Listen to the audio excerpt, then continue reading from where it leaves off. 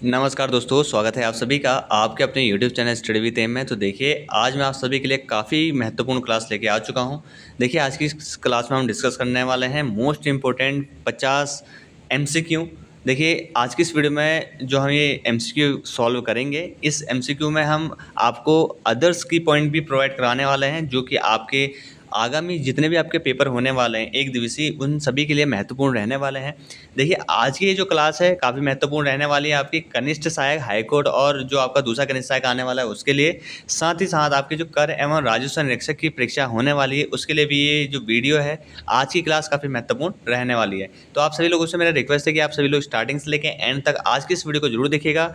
साथ ही साथ जिन लोगों ने यूट्यूब चैनल स्टडी विद एम को सब्सक्राइब नहीं किया हुआ है, आप लोगों से मेरा छोटा सा रिक्वेस्ट है कि इसको जरूर सब्सक्राइब कर लीजिएगा, बेल आइकन को जरूर प्रेस कर लीजिएगा, ताकि आने वाले टाइम पे इंपॉर्टेंट हम कोई भी वीडियो बनाते हैं उसका नोटिफिकेशन तुरंत आपके पास पहुंच जाए। देखिए, आज की इस क्लास को स्टार्ट कर लेते हैं। आज से पहले मैंने 11 पार्ट आपको करा दिए हैं। इन 11 पार्टों में हमने 200 प्रश्नों को सॉल्व कर लिया है। आज हम 201 से यहाँ पे अपने प्रश्नों की शुरुआत करने जा रहे हैं।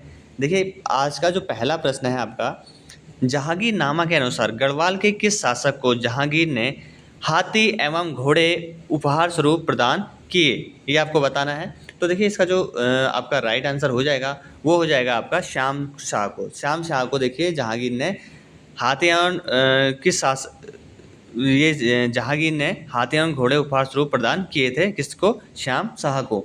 बात कर लेते हैं श्याम शाह के बारे में। आप लोगों को बताना चाहता हूँ, अगर श्याम शाह के आपका शासन की बात करें तो श्याम शाह का जो शासन था 1611 से लेकर 1630 तक इनका शासनकाल रहा है। देखिए, ये पवार वंश के आपके 45वें शासक थे।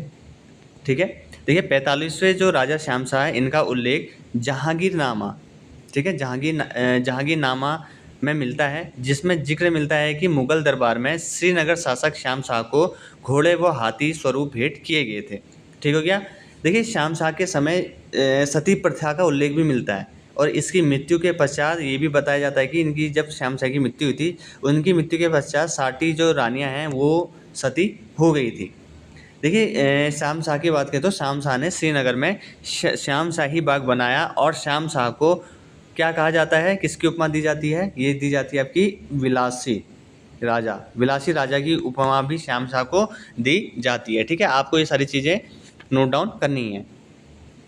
अगला क्वेश्चन है आपका, देखिए, प्रथम चंद राजवंश का शासक जिसने दिल्ली के सुल्तान फिरोज शाह तुगलक से मुलाकात की थी, तो आपको पता होना चाहिए इसका जो राइट आंसर होगा वो होगा आपका ज्ञान चंद। ऑप्शन नंबर 20 का राइट आंसर हो जाएगा। आपको पता है कि जो फिरोज शाह तुगलक है, इन्होंने इसको कौन सी उपाधि दी थी? गरुड़ की उपाधि दी थी। आपको पता ही होगा कि जो ज्ञान चंद जो है, ये चंद राजवंश के 29वें चंद राजा थे। इनके शासनकाल की बात करो तो इनका जो शासनकाल रहा है 1365 से लेके 1420 तक इनका शासनकाल रहा है, और इनको गरुड़ ज्ञानचंद के नाम से भी जाना जाता है। और गरुड़ की उपाधि किसने दी थी? फिरोज शाह तुगलक ने ज्ञानचंद को गरुड़ की उपाधि दी थी, तथा जो तराई का क्षेत्र था ज्ञानचंद को सौंपा था फिरोज शाह तुगलक ने। ज्ञानचंद आपका पहला चंद शासक था जो दिल्ली दरबार गया था, और जिसके समय दिल्ली का सुल्तान कौन था? फिरोज शाह तुगलक। ठीक है, फिरोज शाह तुगलक उस टाइम पे दिल्ली के सुल्तान थे। देखिए, कई बार पूछा जाता है यूके SSC के द्वारा, किस चंद शासक के समय तराई भावर क्षेत्र में कठहरियों का शासन था? तो कठहरियों का शासन किसके चंद शासक के टाइम पे था? वो था आपका ज्ञानचंद। ठीक है, और ज्ञानचंद का जो वीरवान सेनापति का नाम भी पूछ लिया जाता है, तो ज्ञानचंद का जो सेनापति था उसका नाम था आपका क्या? नीलू कठायत। नीलू कठायत इसका नाम था।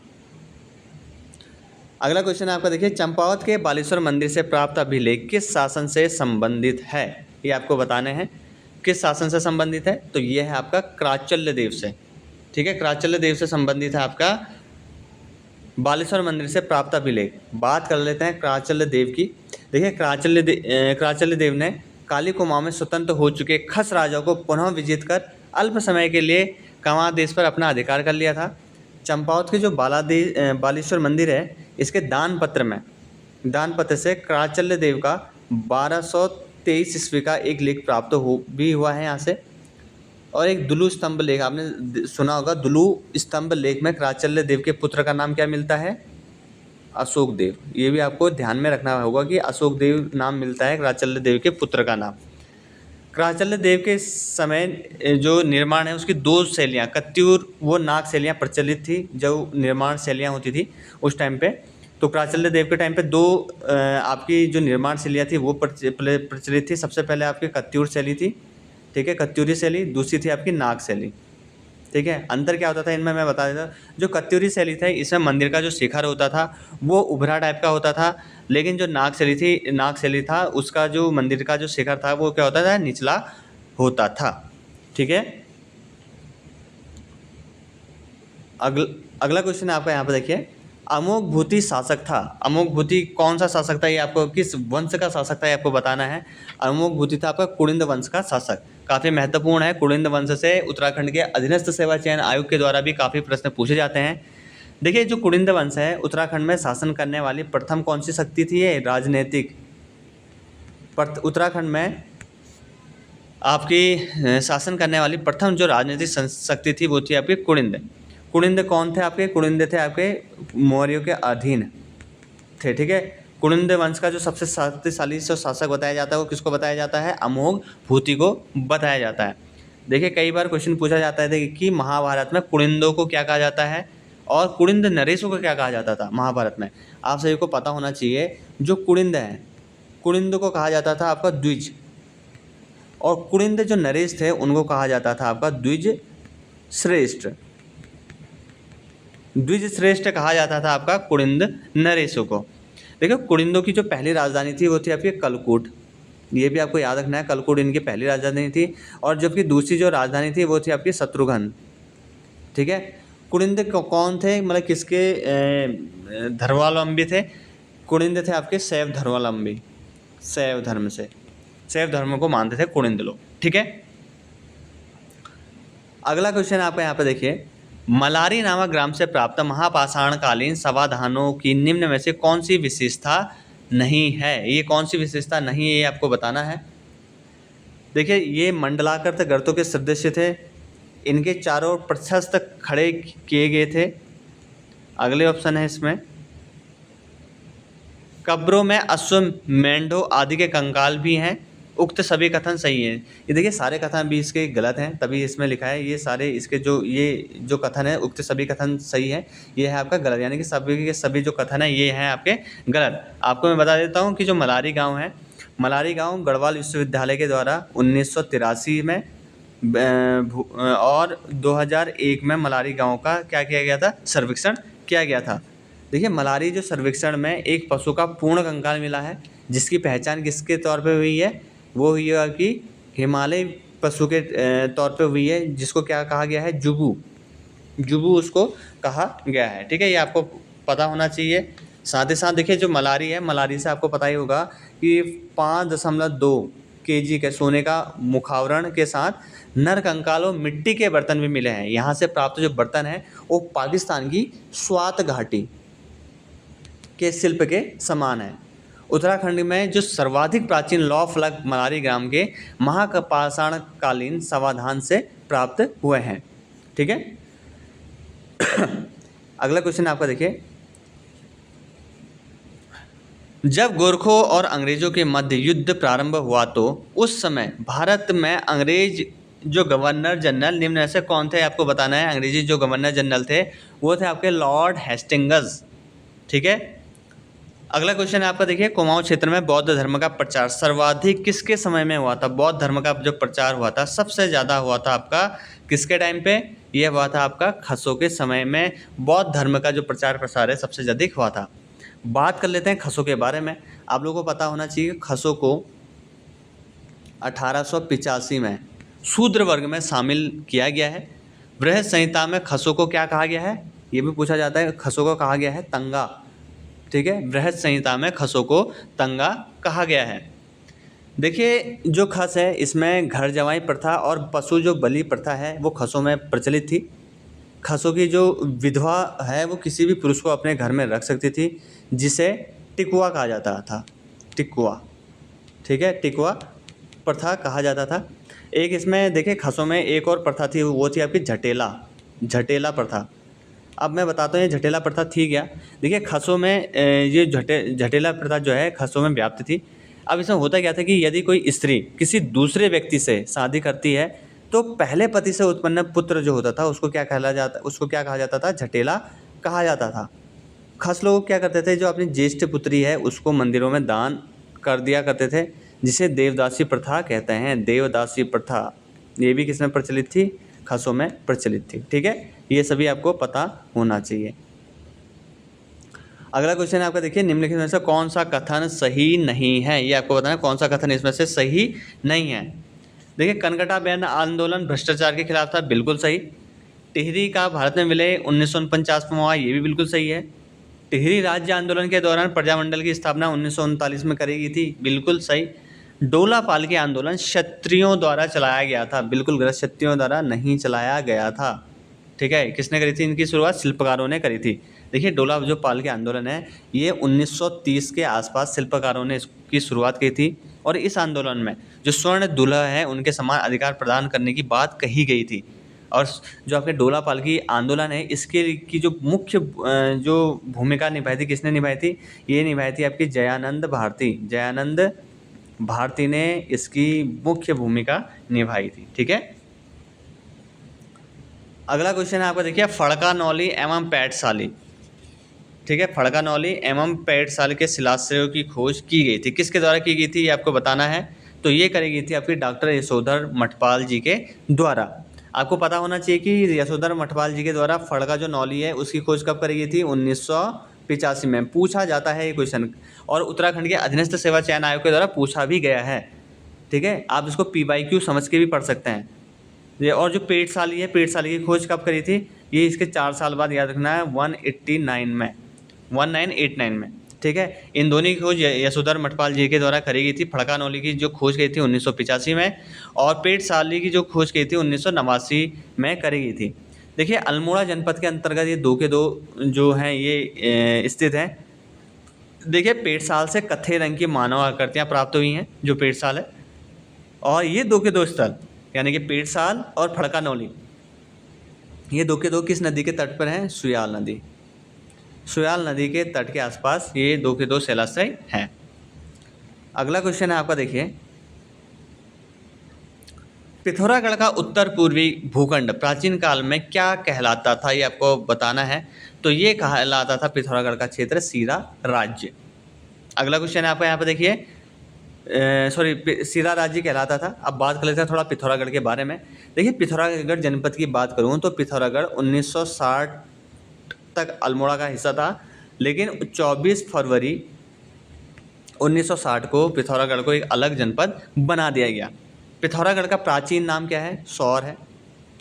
और सौर का जो प्रथम उल्लेख मिलता है कहाँ पे, किस अभिलेख में मिलता है, ये भी पूछा जाता है। ये मिलता है आपका वास्ते अभिलेख में। वास्ते अभिलेख में सौर क्षेत्र का वर्णन मिलता है। पिथौरागढ़ से देखिए 4 जो जनपद हैं इनकी सीमाएं लगती हैं। सबसे पहले किसकी पिथौरागढ़ से सीमा लगती है, वो लगती है चमोली की। दूसरी सीमा लगती है आपकी बागेश्वर की। तीसरी लगती है आपकी चंपावत की। अगली जो सीमा लगती है वो लगती है आपकी अल्मोड़ा की। ठीक है, ये जो 4 जनपद है, इन 4 जनपदों की सीमा से टच है आपका पिथौरागढ़ जनपद।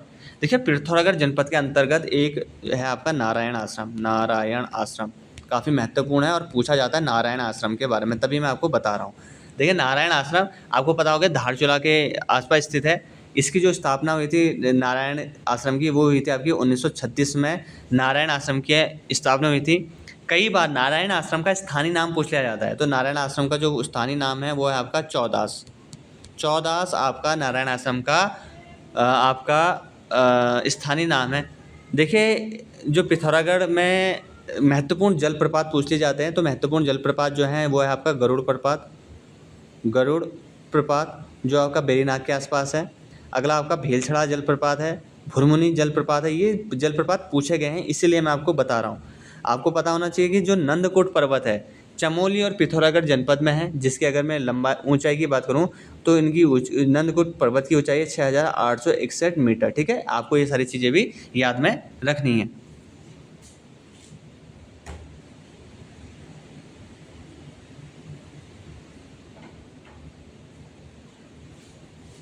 अगले क्वेश्चन की ओर बढ़ लेते हैं।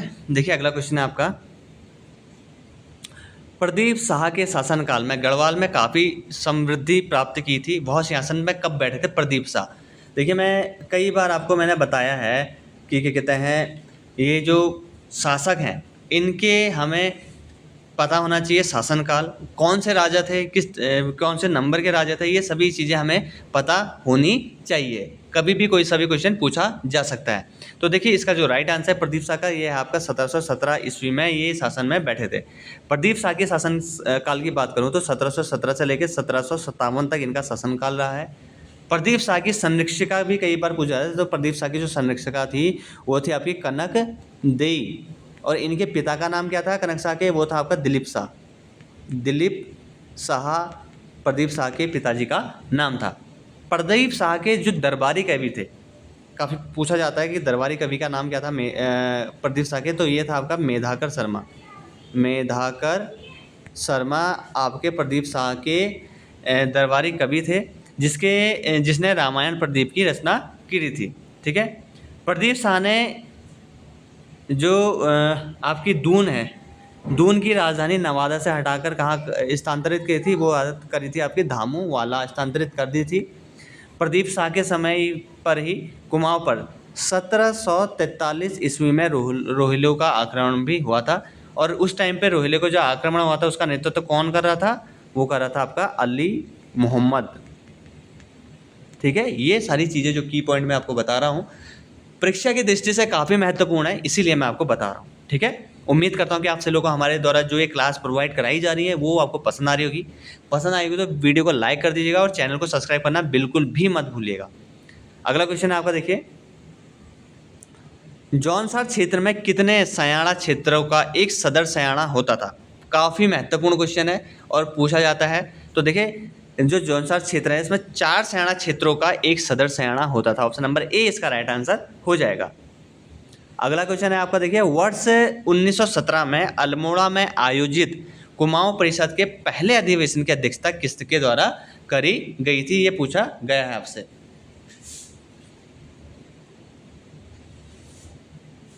तो देखिए मैंने आपको कल वाली क्लास में भी आपको मैंने बताया था, आपका जो अधिवेशन हुए थे उन सभी अधिवेशन को मैंने आप सभी लोगों के सामने कल भी आपको बताया था, और आज की ये जो क्लास है इसमें भी आपका पहला अधिवेशन पूछ लिया गया। तो इसका राइट आंसर हो जाएगा Jaydatt Joshi. Option number B इसका राइट आंसर हो जाएगा।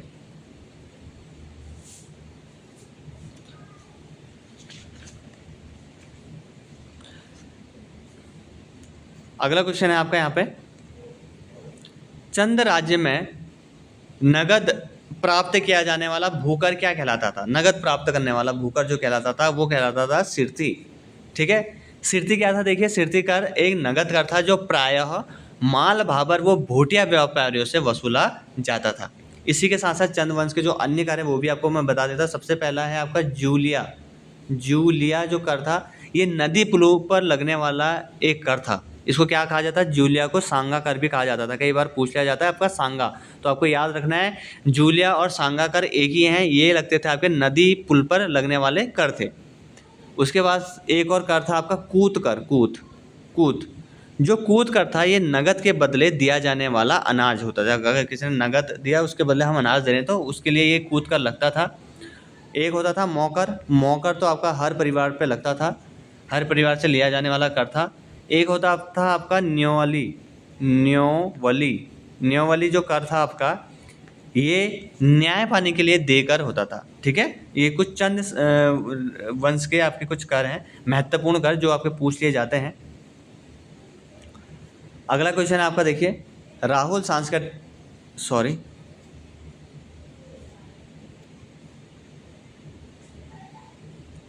राहुल सांस्कृत्यायन ने निम्नलिखित में से कहाँ के समाधानों को खसों की समाधि के रूप में उल्लेखित किया है। कहाँ की समाधि के लिए, तो ये किया गया है आपका मलारी गांव। और मलारी गांव के बारे में मैंने आपको अभी कुछ देर पहले ही आपको बता दिया है।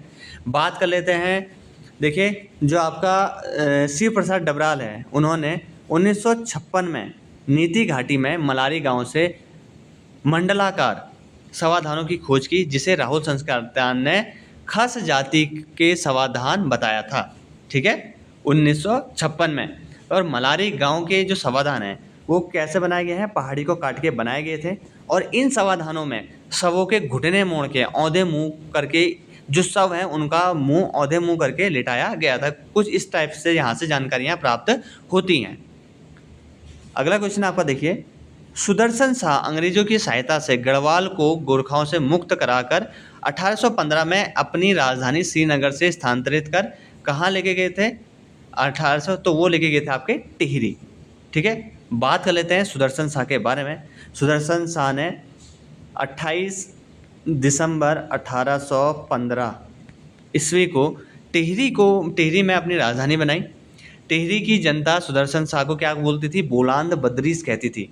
ये आपको पता होना चाहिए। साथ ही साथ सुदर्शन शाह ने मौलाराम, चैतू वो माणकू चित्रकार को आश्रय भी प्रदान किया था। पूछा जाता है कि सुदर्शन शाह ने किन चित्रकारों को अपना आश्रय प्रदान किया था?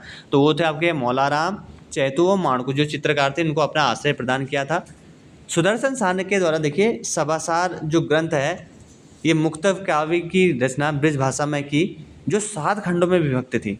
इस काव्य में सुदर्शन शाह ने स्वयं को सूरत कवि के नाम से संबोधित किया है। ठीक है, सूरत कवि। अगला क्वेश्चन है आपका यहाँ पे, अल्मोड़ा से प्राप्त मुद्राओं में निम्न में से किस कुलंद शासकों के नाम कूट के माध्यम से सही उत्तर से चुनने हैं आपको। ठीक है, तो इसमें थे आपके अमोघ भूति भी मिलते हैं, गोमित्र, हरदत्त और शिवदत्त, यानी कि option number A B C D 4 को 4 सही है। आपको मैं बता देता हूँ, देखिए अल्मोड़ा के जो सिक्के हैं संभवतः उसमें से 8 जो कुड़िंद नरेश हैं उनके नामों का उल्लेख मिलता है। और कुड़िंदों के जो अधिष्ठात्री देव थे वो थे आपके छत्रेश्वर, को भगवान शिव के रूप में भी पूजा जाता है। बात कर लेते हैं जो 8 आपके कुड़िंद नरेशों के नाम मिले उनमें से कौन है 8 में से। देखिए सबसे पहले तो है आपके शिवदत्त, दूसरे हैं आपके शिवपालित, तीसरे हैं आपके शिव रक्षित, चौथे हैं आपके हरदत्त, पांचवा आपके गौमित्र, छठे हो गए विजयभूति, सातवें हो गए आपके आसेक और आठवें आपके हो गया अमोघ भूति। इन 8 कुड़िंद जो नरेश हैं उनके नाम मिलते हैं अल्मोड़ा से प्राप्त मुद्राओं से। ठीक है, जो इसमें से 4 तो आपके यहीं पे थे। अगला क्वेश्चन है आपका, निम्न में से कौन सा कथन सही नहीं है? ये आपको बताना है कि कौन सा कथन आपका सही नहीं है। सबसे पहले है आपका 1973 में उत्तराखंड राज्य में 2 विश्वविद्यालयों की स्थापना हुई थी, बिल्कुल सही है। टिहरी में भारत के विलय 1949 में हुआ था, ये भी बिल्कुल सही है। गणदेश सेवा संघ का जो गठन है श्रीदेव सुमन ने किया था, ये भी बिल्कुल सही है। उत्तरांचल पृथक राज्य की मांग सर्वप्रथम 1925 में नहीं उठाई गई थी। कब उठाई गई थी? नीचे कमेंट सेक्शन में कमेंट जरूर करिएगा जिनको पता है। अगर आपको ये क्वेश्चन नहीं आता है तो आप नीचे कमेंट करके भी बता सकते हैं कि ये क्वेश्चन नहीं आता, मैं आपको कमेंट का जवाब जरूर दे दूंगा। अगला क्वेश्चन आपका देखिए, अल्मोड़ा जनपद के चनौदा में गांधी आश्रम की स्थापना किसने करी थी? चनौदा में तो ये करी थी आपके शांतिलाल त्रिवेदी जी के द्वारा। ठीक है, ये आपको याद रखना है, शांतिलाल त्रिवेदी जी के द्वारा चनौदा में आपका गांधी आश्रम की स्थापना करी गई थी। अगला क्वेश्चन है, 1815 में सुंगोली की संधि में उत्तराखंड अंग्रेजी शासन के अधीन आया। वर्तमान सुंगोली अवस्थित है, कहाँ पे अवस्थित है ये आपको बताना है। तो ये है आपके बिहार, ऑप्शन नंबर 20 का राइट आंसर हो जाएगा। अगला क्वेश्चन आपका देखिए, कुमाऊं पर गोरखा आक्रमण के समय नेपाल नरेश कौन थे? जब कुमाऊं पर गोरखाओं का आक्रमण हुआ तो नेपाल के नरेश कौन थे आपको बताना है। तो मैंने कल भी इसको बहुत डिटेल से बताया था कल वाली क्लास में, रण बहादुर शाह आपके उस टाइम पे नेपाल नरेश थे। ठीक है, हुएंगसांग द्वारा अपनी यात्रा पथ में वर्णित गौ मिश्रण का वर्तमान नाम क्या है? काफी महत्वपूर्ण क्वेश्चन और पूछा जाता है। तो गौ मिश्रण आपका काशीपुर का नाम, ऑप्शन नंबर डी इसका राइट आंसर हो जाएगा। अगला क्वेश्चन आपका देखिए, खलंगा देहरादून के आंग्ल गोरखा युद्ध में ब्रिटिश सेना का नेतृत्व किसके द्वारा किया गया था? ब्रिटिश सेना का युद्ध ये बताया गया है। तो ब्रिटिश सेना का जो नेतृत्व किया गया था वो था मेजर जनरल जेलेस्पी के द्वारा किया गया था। ठीक है, अगला क्वेश्चन की ओर बढ़ लेते हैं। अगला क्वेश्चन है आपका यहाँ पे, उत्तराखंड में महासन संस्कृति से संबंधित आकृतियाँ द्वारा हाट में चंद्रेश्वर के मंदिर से निम्न में से किसने खोजी है? चंद्रेश्वर के मंदिर से किसने खोजी है ये आपको बताना है। ठीक है, तो ये खोजी हैं आपके रिबेट कार्नक के द्वारा खोजी गई हैं, ऑप्शन नंबर सी इसका राइट आंसर हो जाएगा। अगला क्वेश्चन है आपका, देखिए गोरखा सैन्य प्रशासन के संदर्भ में क्या सही नहीं है, गोरखाओं के सैन्य प्रशासन के संदर्भ में। तो इसमें से है आपका, गोरखा सेना के प्रतिदिन परेड प्रशिक्षण की व्यवस्था थी, बिल्कुल गलत। गोरखा सेना में स्थायी और अस्थायी दोनों प्रकार की सेना थी। स्थायी सेना में केवल गोरखा लोगों को ही नियुक्त की जाती थी। उपयुक्त सभी कथन सही हैं, ये बिल्कुल सही आंसर हो जाएगा, क्योंकि सभी कथन सही नहीं है। अगला क्वेश्चन है आपका, देखिए देहरादून कालसी से 257 ईसा पूर्व अशोककालीन शिलालेख प्राप्त हुआ है।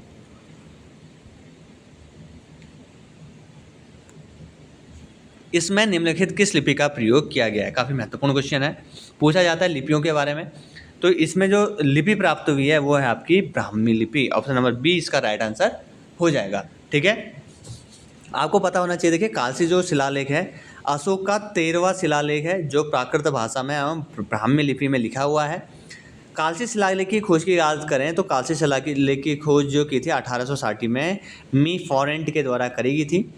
कालसी लेक देहरादून जिले में यमुना एवं टॉन्स नदी के संगम पर स्थित है, और यहाँ पर क्या है, यहाँ पे आपका अमलाव घाट भी बहती है। कालसी शिलालेख को स्थानीय भाषा में चित्रशिला भी कहा जाता है, चित्रशिला याद रखिएगा। इस शिलालेख में हाथी का चित्र भी मिलता है। ठीक है, अगला क्वेश्चन है आपका, देखिए अंग्रेजी इतिहासकार एटकिंसन निम्नलिखित किस राज्य वंश की सीमाओं के संदर्भ में कहा है कि उत्तर में तिब्बत व कैलाश, दक्षिण में कठेर, पश्चिम में सतलज नदी और पूर्व में गंडक तक विस्तृत है। ये किस इतिहासकार के द्वारा निम्नलिखित किस राज्य वंश की सीमाओं के संदर्भ में कहा गया है, किस राजवंश की सीमाओं के संदर्भ में कहा गया है। तो ये कहा गया है आपका कार्तिकेयपुर राज्य की। अगला क्वेश्चन आपका, देखिए कत्यूरी प्रशासन में तहसील स्तर की प्रशासनिक इकाई को क्या कहा जाता था। तो ये कहा जाता था आपका कर्मांत।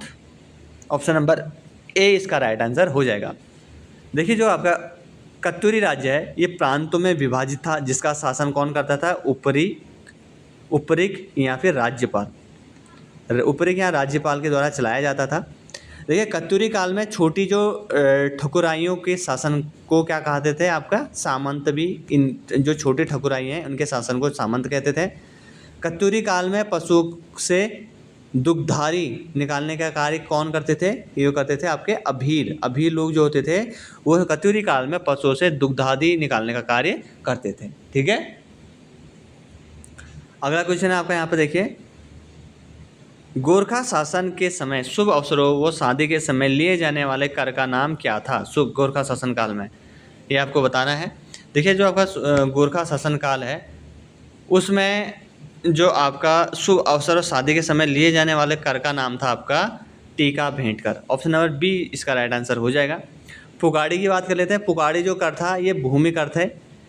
भूमि कर से लगभग 1.5 लाख जो सालाना आय होती थी, ये जो पुगाड़ी कर था ये भूमि कर था, और इससे लगभग 1.5 लाख सालाना आय होती थी, और इसी कर के माध्यम से सैनिकों का वेतन भी दिया जाता था। अगला कर है आपका सलामी। देखिए सलामी एक प्रकार का क्या होता था, नजराना होता था। ये नजराना होता था सलामी, कई बार पूछा गया सलामी के बारे में। तिमारी क्या होता था, देखिए तिमारी जो कर था कत्यूरी शासक का, ये सैनिकों को देय वेतन होता था, जिसके तहत फौजदारों को 4 आना और जो सूबेदार होते थे उनको 2 आना देना पड़ता था। ठीक है भैया, अगला क्वेश्चन आपका यहाँ पे, सोमचंद के आगमन के समय कुमाऊं में निम्नलिखित में से किस नरेश का आधिपत्य था। तो ये था आपका ब्रह्मदेव का। अगला क्वेश्चन आपका देखिए ये शीशपाल में आया है, जैसे कि मैंने कल भी एक आरटीआई की जो वीडियो है वो बताई है, जिसमें मैंने बताया कि शीशपाल के लगभग 250 से प्लस पद आने वाले हैं। एक बार उसको भी आप जाके देख लीजिएगा।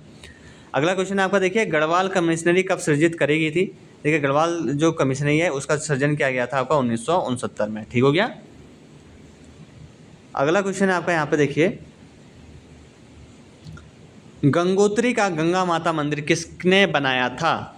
काफ़ी महत्वपूर्ण क्वेश्चन है, गंगोत्री का गंगा माता मंदिर। तो देखिए गंगोत्री का जो गंगा माता मंदिर है ये बनाया था आपका अमर सिंह थापा के द्वारा। ऑप्शन नंबर 20 का राइट आंसर हो जाएगा।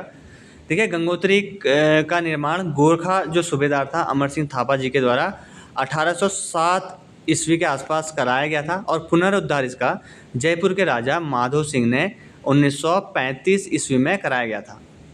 देखिए जो गंगोत्री मंदिर है इसका निर्माण जो शैली है वो है आपकी कत्यूरी। कई बार पूछा गया है, इससे पहले पूछा जाता था कि किस कत्यूरी में, किस शैली में बनाया गया है। कत्यूर शैली या फिर आप पैगोडा शैली भी इसको कह सकते हैं। गंगोत्री मंदिर के कपाट जो है प्रतिवर्ष अक्षय तृतीया को खुलते हैं, जिस दिन गंगा दशहरा पर्व भी मनाया जाता है। गंगोत्री धाम की समुद्र तल से ऊंचाई कई बार पूछ लिया जाता है, तो गंगोत्री धाम की समुद्र तल से ऊंचाई है आपके 3048 मीटर। ठीक है, ये ऊंचाई है। अगला क्वेश्चन आपका देखिए, वैदिक कालीन उत्तराखंड में किस जन का शासन था वैदिक काल में? तो ये था आपका तिस्सु। ऑप्शन नंबर ए इसका राइट आंसर हो जाएगा। अगला क्वेश्चन आपका देखिए, झाली माली देवी की पूजा पद्धति की पांडुलिपि का पता किसने लगाया? काफ़ी महत्वपूर्ण क्वेश्चन है। तो इसका पता लगाया था आपका डॉक्टर यशवंत सिंह कटोच जी के द्वारा। अगला क्वेश्चन आपका, कठेहर के हिंदू राजा खड़ग सिंह का मेहताओं के देश कुमाऊं में भागने का उल्लेख किस ग्रंथ में आया है? यह आया आपका तारीख मुबारक शाही में। अगला क्वेश्चन आपका यहाँ पर देखिए, टिहरी के 55वें वंश, टिहरी के परमार वंश के 55वें राजा के नाम बताइए। मैं कई बार देखिए आपको इसीलिए मैं बताता रहता हूँ 55वें राजा, ये परमार वंश के 56वें राजा थे, इन सभी चीज़ों के बारे में आपको बताता रहता हूँ इसीलिए, क्योंकि इस तरीके के भी क्वेश्चन पूछ लिए जाते हैं। तो 55वें राजा थे आपके सुदर्शन शाह, और सुदर्शन शाह के बारे में जितनी भी डिटेल है मैं आपको ऊपर बता चुका हूँ। अगला क्वेश्चन आपका देखिए, चांदपुरगढ़ साम्राज्य स्थापित था। चांदपुरगढ़ राज्य था आपका चमोली में। Option number C. अगला क्वेश्चन आपका, निम्नलिखित में से कौन से स्वतंत्र संग्राम सेनानी उत्तराखंड से संबंधित हैं? ये आपको बताएं। कालू मेहरा देखिए ये भी संबंधित है, सिरदे सुमन, ब्रेस्टे मुकंदीलाल सभी उत्तराखंड से संबंधित है। ऑप्शन नंबर डी इसका राइट आंसर हो जाएगा।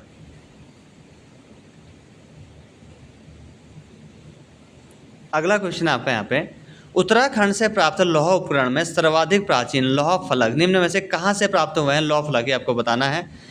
तो इससे पहले जब मैंने राहुल सांस्कृत्यायन वाली बात की थी, तो सब सर्वाधिक जो लौह फलक हुए हैं मलारी गांव के महापाषाणकालीन समाधान से प्राप्त हुए सबसे ज़्यादा लौह फलक।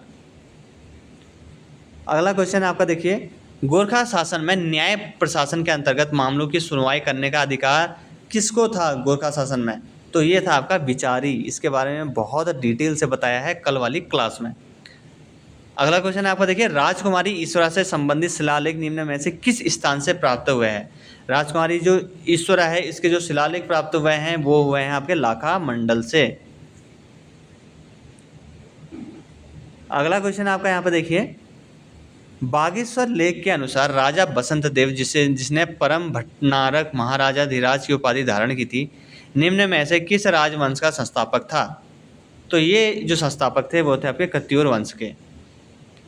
अगला ऑप्शन है आपका, परमार साम्राज्य संबंधित है। परमार साम्राज्य अजय पाल से, मौलाराम से, उमेश पाल से या फिर उपरोक्त में से कोई नहीं। तो आपको पता हो गया अजय पाल से संबंधित है परमार। चैतु तथा माणको नामक चित्रकार को किस राजा ने अपने दरबार में आश्रय दिया था? इससे पहले ही मैंने आपको ये बताया था सुदर्शन शाह के बारे में जब मैं डिस्कस कर रहा था। चैतु माणको इन जो चित्रकार थे इनको दरबार में आश्रय किसके द्वारा दिया गया था? सुदर्शन शाह के द्वारा दिया गया था। अगला क्वेश्चन आपका देखिए, पावटी के निकट भगाणी नामक स्थान पर युद्ध गढ़ नरेश फतेह शाह और किसके मध्य हुआ था? तो ये हुआ था आपका Guru Gobind Singh. Option number C इसका राइट आंसर हो जाएगा। निम्न में से वर्ष 1919 में रोलर एक्ट के खिलाफ किसने आंदोलन किया था? रोलर एक्ट के खिलाफ किसने आंदोलन किया था ये आपको बताना है। तो ये क्या था आपका गोविंद वल्लभ पंत जी के द्वारा। कुमाऊं में चंद शासक का जन्मदाता था। कौन था जन्मदाता? ये आपको बताना है। तो ये था आपके सोमचंद। सोमचंद को माना जाता है चंद वंश का जन्मदाता। आधा राज्य अंग्रेजों के कब्जे में जाने के पश्चात गढ़वाल सुदर्शन शाह ने अपनी राजधानी श्रीनगर से हटकर कहाँ स्थानांतरित कर दी थी? तो ये स्थानांतरित कर दी थी आपकी टिहरी में।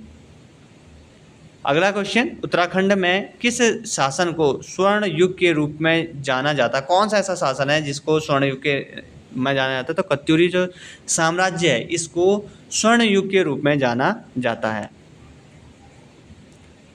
अगला क्वेश्चन है आपका, शाह पदवी का प्रयोग करने वाला गढ़वाल का प्रथम राजा कौन था? शाह पदवी का जिसने प्रयोग किया शाह सबसे पहले, तो ये था आपका बलभद्र सा, ऑप्शन नंबर ए इसका राइट आंसर हो जाएगा।